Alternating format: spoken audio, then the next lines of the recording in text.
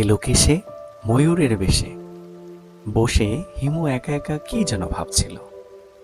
আমি জিজ্ঞেস করলাম, কি দেখো হিমু? সে হালকা হেসে বলল, বোধহয় বৃষ্টি নামবে। ঠিক তখনই হঠাৎ একটা দমকা হওয়া, হিমুর ভেজা চুলের গন্ধ আমার স্নায়ুতে পৌঁছে দিল। আমি থেমে গেলাম, ভাবলাম বোধহয় এটাই পৃথিবীর সবচেয়ে দামি সুগন্ধি। আমার মনের ভেতরটা অনেক পুলকিত হয়ে উঠল, আর মনে তখন যেন দুটো লাইন কবিতাও এসে গেল। বৃষ্টির মতোই তুমি এসেছিলে আমার জীবনে, শান্ত কোমল ও ভালোবাসায় ভরা। হঠাৎ বৃষ্টি শুরু হলো। হিমু জানালা দিয়ে তার মেহেদি পরা হাতটি বাইরে বাড়িয়ে দিতেই তার হাতের মেহেদির রংটা যেন আরো গাঢ় লাল হয়ে উঠল।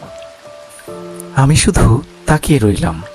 বৃষ্টি পড়ছিল, হিমু চুপচাপ ছিল, আর আমার ভেতরটা ধীরে ধীরে ভরে উঠছিল এক অপার্থিব অনুভবে।